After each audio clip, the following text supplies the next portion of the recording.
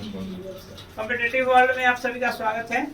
आज math class के साथ आते हैं। मैथ में अभी तक जो पढ़ाई हुआ है उसमें आज का जो चैप्टर शुरू करना है हमको वो नाव या धारा संबंधित प्रश्न है। इसमें सबसे पहले कुछ बेसिक फैक्ट है जिसको जानना जरूरी है। जब आप इस तरह के क्वेश्चन सॉल्व करने चलेंगे तो उसमें आपको एक दो चीज जो है उसको अपने कॉन्सेप्ट में माइंड में इसको बैठाना है। इसमें जैसे हम देखते हैं कि हम जो दैनिक लाइफ है, जो हमारा दैनिक जीवन है, उसमें जो चीज होता है उसको उससे आप इसको जोड़ के रखिएगा तो ये आपको समझ में आएगा और वहाँ कॉन्सेप्ट क्लियर रहेगा। मानते हैं कि यह एक नदी है, नदी में धारा प्रवाहित हो रही है, इसमें पानी प्रवाहित हो रही है। नदी और तालाब में अंतर यह होता है कि नदी में धारा किसी एक दिशा में बह रही होती है, जबकि यदि एक पॉन्ड है, तालाब है, तो तालाब में यदि यह एक तालाब है तो तालाब का जल जो होता है वो अस्थिर होता है, उसमें जल जो है तो प्रवाहमान नहीं होता है। तो यदि नदी में हम ये धारा नाव संबंधित प्रश्न हल करेंगे तो हालांकि वहां वो देगा कि पानी की चाल, या तो पानी अस्थिर है या पानी चल रही है। तो इसमें यदि कोई नाव या कोई स्टीमर यदि चले, अब यह दूरी हमको कहे कि यहाँ से ट्रेवल करके इसको यहाँ पहुंचाना है, तो इस बीच का दूरी सबसे पहले डिस्टेंस देगा।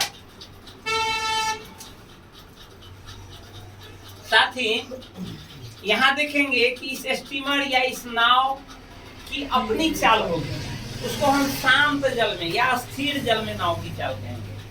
कोई स्टीमर या कोई नाव उस पानी में गति कर रहा है तो उसका अपना एक स्पीड होगा, जिस स्पीड को हम कहेंगे शांत जल में नाव की चाल। मानते हैं यह x km बराबर है। फिर धारा बह रही है तो धारे की भी अपनी गति होगी।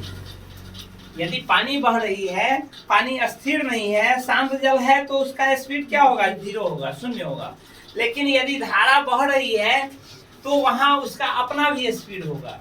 तो धारा की चाल, इसको हम मानते हैं ये y km बराबर है। अब कहेगा कि यह नाव दो चीज इसमें जोड़ेगा। ऐसे क्वेश्चन में दो चीज जोड़ेगा, धारा की दिशा में या धारा के विपरीत दिशा में। यदि धारा की दिशा में कहे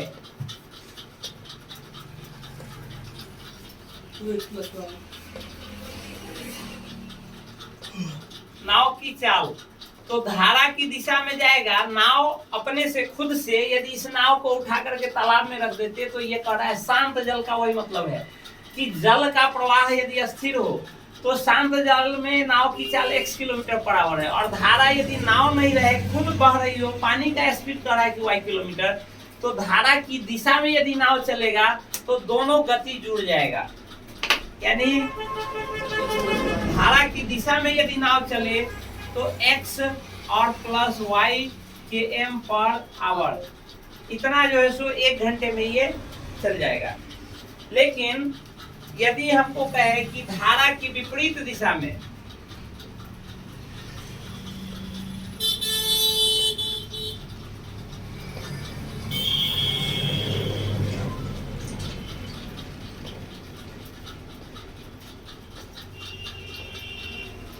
नाव की चाल, तो ये आपका हो जाएगा, ये मानते हैं कि x किलोमीटर से इधर गति कर रहा है और धारा जो है तो धारा इधर y किलोमीटर की स्पीड से गति कर रहा है। और नाव को हम अब क्या कर रहे हैं, यहाँ से इधर की ओर प्रवाहित करते हैं। तो जितना इसका स्पीड है, इसका speed x km per hour है, और यहाँ से हम इस नाव को इधर ले जाएंगे तो यह धारा जितना तेज चल रहा होगा उतना उस पर प्रतिरोध उत्पन्न करेगा, और इस प्रतिरोध के कारण इसका स्पीड उतना घट जाएगा। यदि ये x किलोमीटर है और धारा की चाल y किलोमीटर है तो उसके अपोजिट यदि हम चलेंगे यानी विपरीत दिशा में चलेंगे तो ये x माइनस y km बराबर हो जाएगा। इसी का उपयोग करते हुए अब जो हमारा जो दूरी और समय और दूरी का जो फॉर्मूला है उसका उपयोग करते हुए यहाँ समय का हम गणना कर लेंगे। अब हम जानते हैं कि दूरी बराबर चाल और गुने समय, यह एकमात्र फॉर्मूला है। इसी का उपयोग करते हुए हाँ ये कॉन्सेप्ट हम पहले बैठाएंगे कि वह क्या कह रहा है, अप स्ट्रीम कह रहा है या डाउन स्ट्रीम कह रहा है। इस धारा की दिशा को यदि इंग्लिश में रहेगा तो ये रहेगा डाउन स्ट्रीम,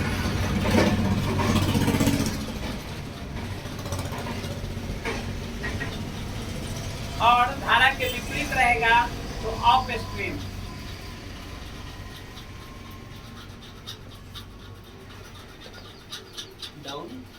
डाउन स्ट्रीम यानी डाउन मतलब नीचे होता है, और पानी हमेशा ऊपर से नीचे की तरफ चलती है, तो डाउन की तरफ जा रही है यानी धारा की दिशा में जा रही है।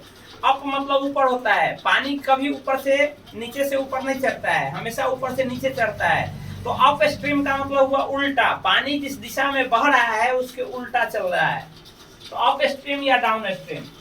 तो आप यह ध्यान रखेंगे और इस फॉर्मूला का यूज करते हुए इससे संबंधित सारे प्रश्न हल हो जाएंगे। अब हम आते हैं रियल एग्जाम्पल पर। तो एग्जाम्पल निकालिए जिसको देखते हैं सॉल्व करके।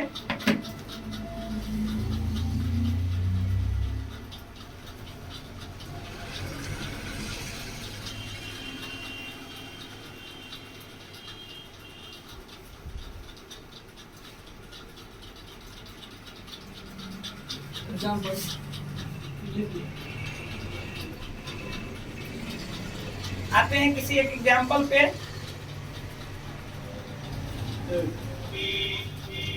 जल्दी कंप्लीट करिए, एग्जाम्पल पर आते हैं।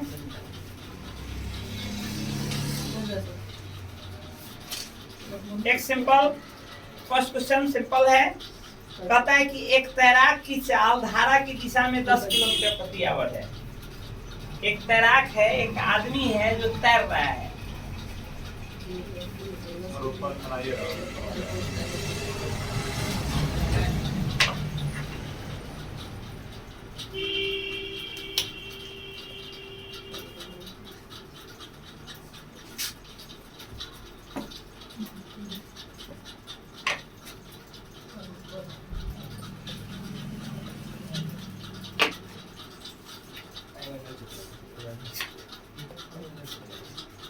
एक तैराक की चाल धारा की दिशा में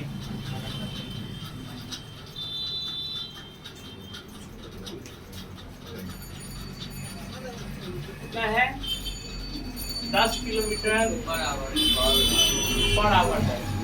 ठीक है, धारा के विपरीत दिशा में जा रहा है, धारा के विपरीत 6 किलोमीटर पर आवर, विपरीत दिशा में 6 किलोमीटर कितना 6 किलोमीटर 6 किलोमीटर पर आवर है। धारा का वेग शांत जल में तैराक की चाल भी क्या पूछ रहा है? धारा का वेग तथा शांत जल में तैराक की चाल। तो पूछ रहा है कि धारा का वेग तथा शांत जल में तथा शांत जल में तैराक की चाल।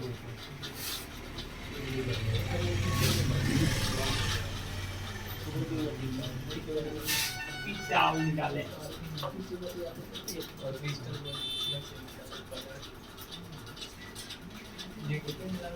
अब देखिए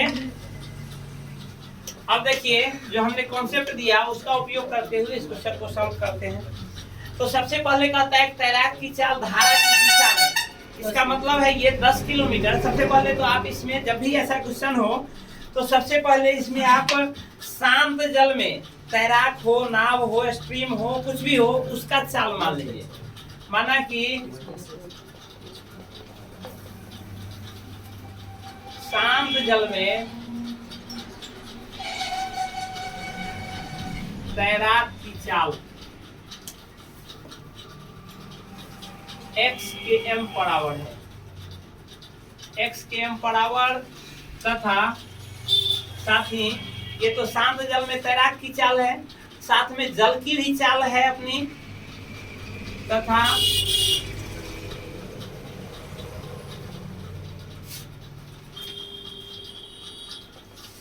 y के m पर आवर है।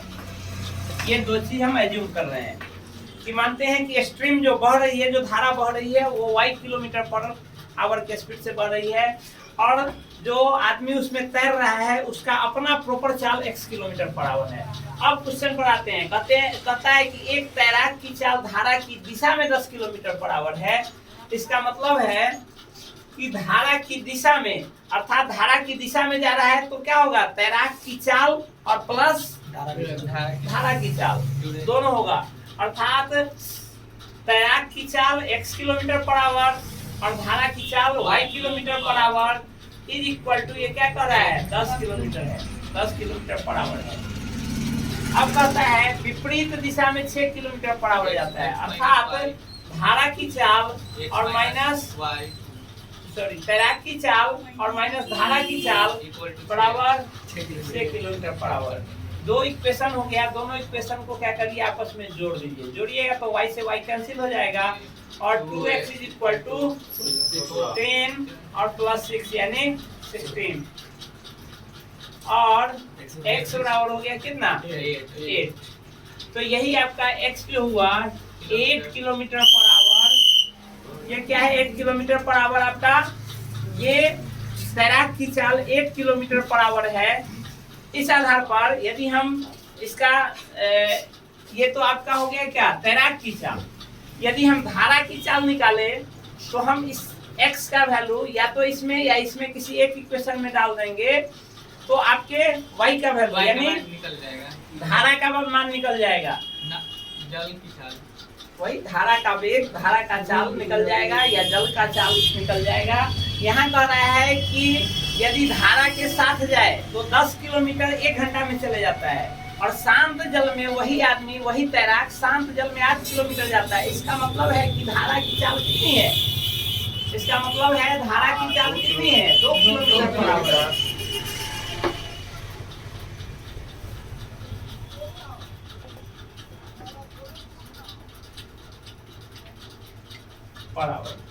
ये हो गया।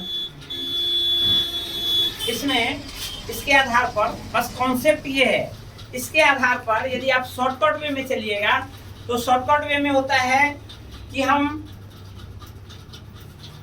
यदि धारा की दिशा में जो चाल है और साथ में विपरीत दिशा में जो चाल है, यदि हम निकाले, ये आप x जो माने हैं, क्या निकाले, क्या माने हैं, शांत जल में धारा की चाल, शांत जल में तैराक की चाल माने हैं। तो शांत जल में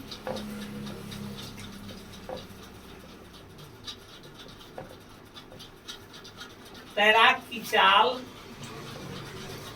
बराबर होता है आपका ये धारा की दिशा में 1/2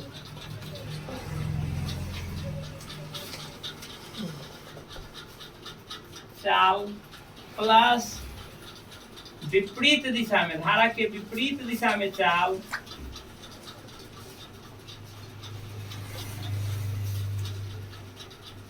n बटा 2। ये भी आप कर सकते हैं। धारा की दिशा में चाल, यानी धारा की दिशा में चाल कितनी है ये, और प्लस धारा की विपरीत दिशा में चाल कितनी है ये, इस दोनों को जोड़ देंगे और बाई 2 कर देंगे, वो क्या निकल जाएगा, शांत जल में तैराक की चाल निकल जाएगा। यदि इसको हम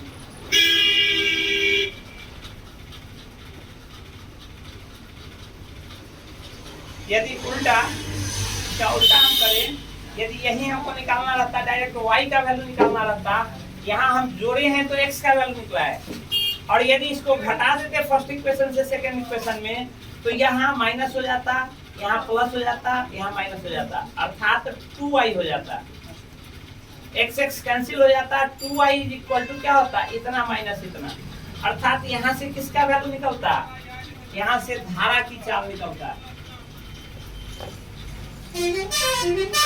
धारा की चाल बराबर तब क्या हो जाता,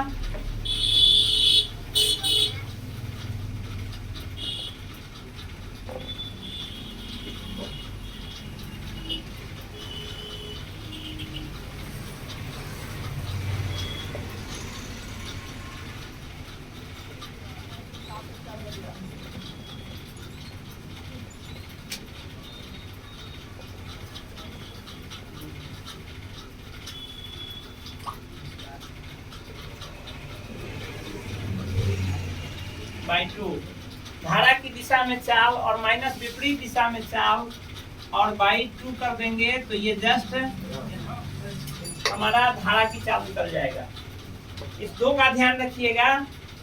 तो हालांकि ये शॉर्ट ट्रिक्स है, शॉर्ट ट्रिक्स से अच्छा है आप यदि ये कॉन्सेप्ट समझे तो कॉन्सेप्ट हर जगह लागू होगा। शॉर्ट ट्रिक्स आपको कंफ्यूजन पैदा करेगा। वैसे यह शॉर्ट ट्रिक्स आसमान से नहीं टपकता है, हमारे कॉन्सेप्ट से ही निकल कर आता है। नेक्स्ट क्वेश्चन देखते हैं। नेक्स्ट इस एग्जांपल पर देखते हैं।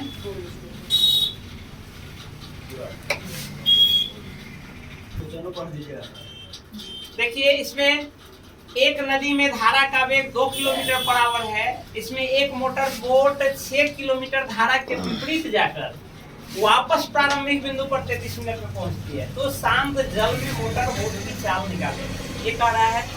तो इसमें सिंपल है कि चाहे वह मोटर बोट हो, नाव हो या कोई तैराक हो, कोई भी चीज हो, स्ट्रीमर हो, कुछ भी होगा, वैसी वस्तु जिसमें खुद का भी चाल हो, यदि वैसा चीज है तो उस दिशा में, धारा की दिशा में जाएंगे तो उस वस्तु का चाल प्लस धारा की चाल दोनों मिलकर के कुल चाल बनेगा।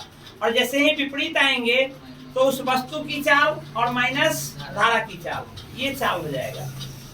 यदि हम इसके बदले यदि कहें कि एक लकड़ी का मोटा सा लट्ठा जा रहा है, तो लकड़ी के हम जानते हैं कि लकड़ी के मोटा सा लट्ठा में अपना कोई स्पीड नहीं होगा, वो केवल और केवल धारा का स्पीड होगा।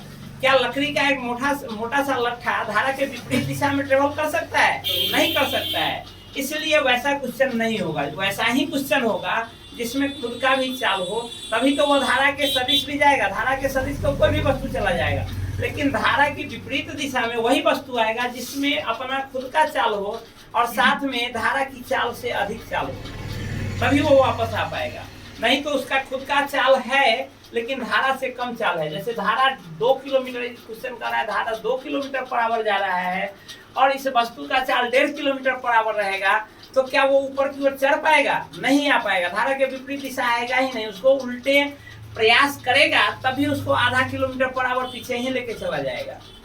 तो इस क्वेश्चन को हम सॉल्व करते हैं, देखते हैं। इसमें कहता है कि एक नदी में धारा का वेग 2 किलोमीटर पर आवर है। इसमें एक मोटर बोट 6 किलोमीटर धारा के विपरीत जाकर, अर्थात ये कह दिया कि यहाँ से यहाँ तक जो प्रवाहमान कोई धारा है, उस धारा में यह 2 बिंदु है, जिन 2 बिंदुओं के बीच की दूरी 6 किलोमीटर ये कह रहा है।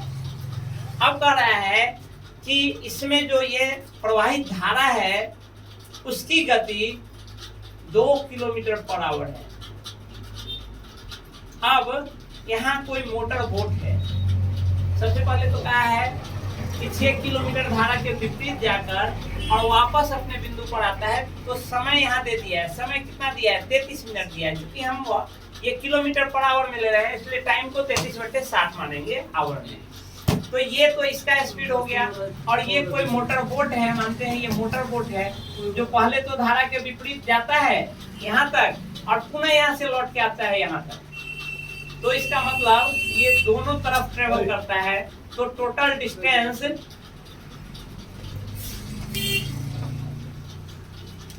इज इक्वल टू, एक बार तो ये धारा के विपरीत गया 6 किलोमीटर और दोबारा पुनः लौट के आया 6 किलोमीटर। इस प्रकार कुल डिस्टेंस हो गया 12 किलोमीटर।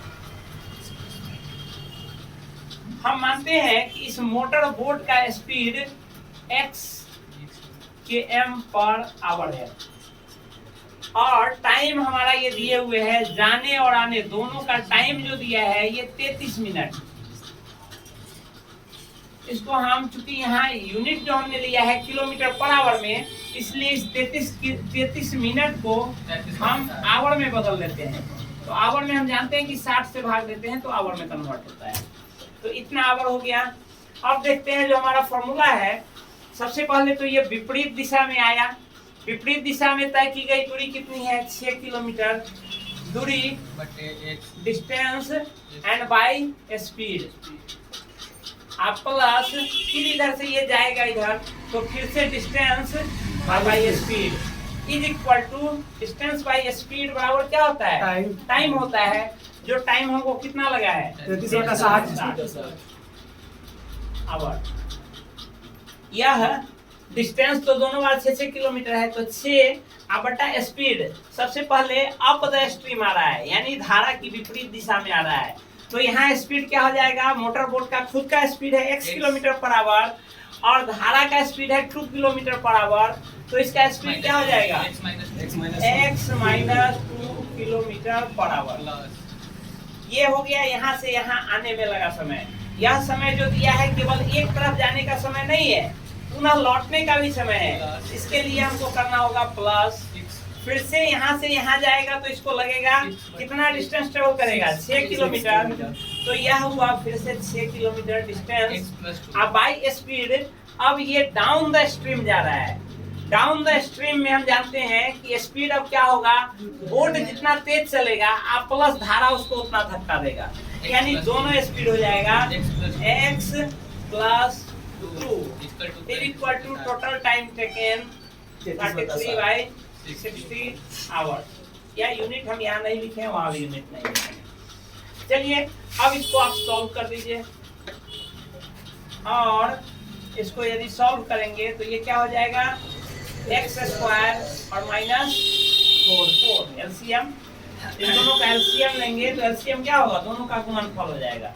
तो a माइनस बी या इंटू ए प्लस बराबर a square minus B square, a square और माइनस 4। जब इसमें हम इससे डिवाइड करेंगे, इस x स्क्वायर माइनस 4 में जब हम x माइनस 2 से डिवाइड करेंगे तो हमारे पास आएगा ये बचेगा, क्योंकि इन्हीं दोनों का ये गुणनफल है। और इसमें जब इससे भाग करेंगे, जैसे आप 3 इंटू 2 बराबर क्या होता है 6। अब इस 6 से इस 6 में इस दोनों में से किसी एक से भाग लेते हैं, इस 2 से भाग लेते हैं तो क्या होगा 3। जिन दोनों का गुणनफल है यदि उसमें से एक से भाग देते तो दूसरी संख्या बचती है। तो वही हम यहाँ क्या करते हैं, x माइनस 4 में x minus 2, x square minus 4 में x माइनस 2 से डिवाइड करते हैं तो मेरे पास आएगा x प्लस 2।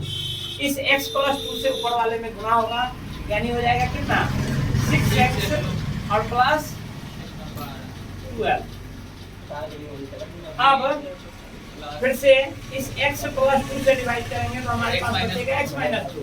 अब इस x माइनस 2 को 6 से मल्टीप्लाई करेंगे तो ये हो जाएगा प्लस 6x और माइनस 12 इज इक्वल टू 60। कटने वाला है, कटा देंगे 11 यहाँ 20। अब क्या होगा, क्रॉस मल्टीप्लाई करा दीजिए इसको, और यहाँ हो जाएगा आपका 11x स्क्वायर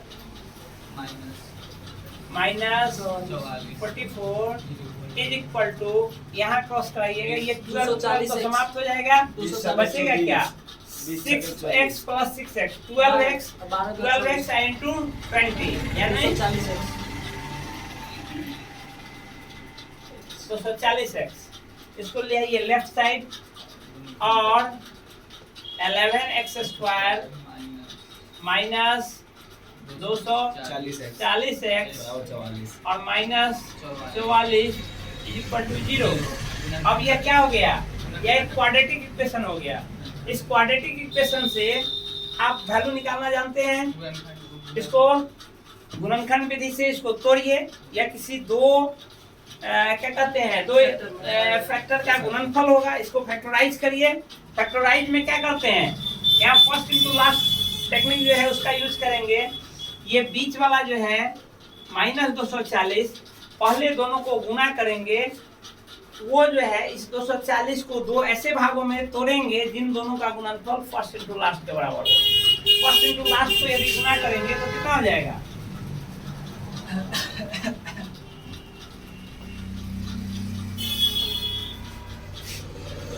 इतना माइनस इतना एक्स स्क्वायर, अर्थात बीच वाले टर्म को हम दो ऐसे भागों में तोड़े जिन दोनों का गुणनफल इतना होना चाहिए।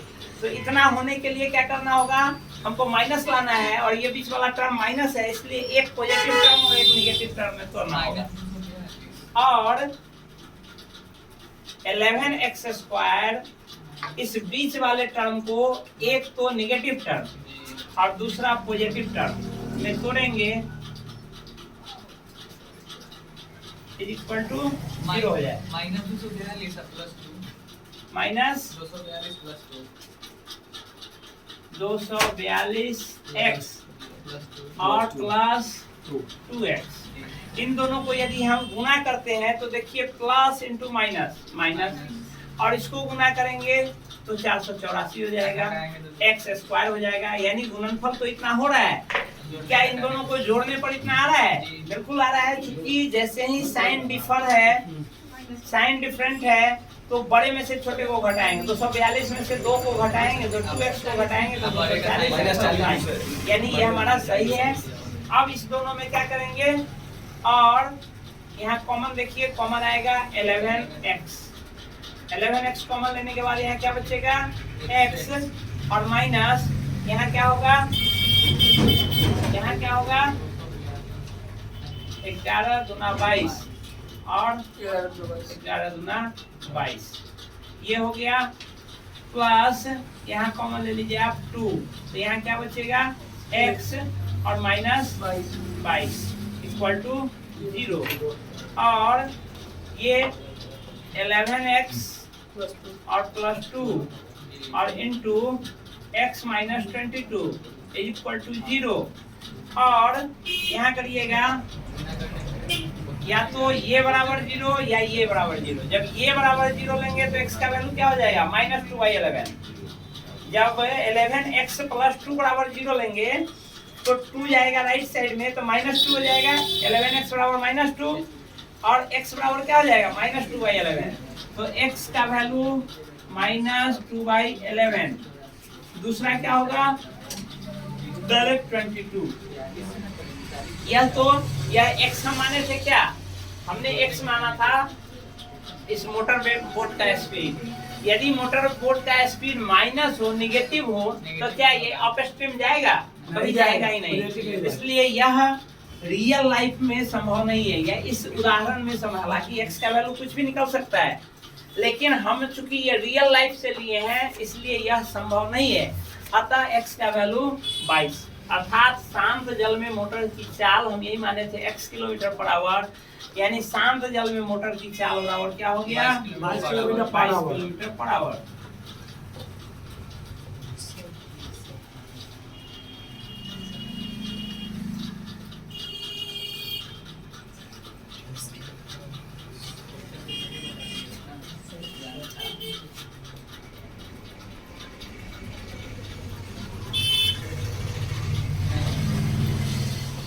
तो इस प्रकार ये जो है आप नदी एवं क्या कहते हैं, धारा एवं मोटर बोट, नाव या तैराक की चाल जो है, इससे संबंधित प्रश्न को सॉल्व करिए। ये बेसिक कॉन्सेप्ट है, ये ट्रिकी नहीं है, ट्रिकी अलग से, हालांकि कॉन्सेप्ट रहने के बाद ही ट्रिकी होगा। तो आप इससे संबंधित प्रश्न बनाइए और फिर अगले वीडियो में देखेंगे, ट्रिकी पर भी हम चर्चा करेंगे। धन्यवाद।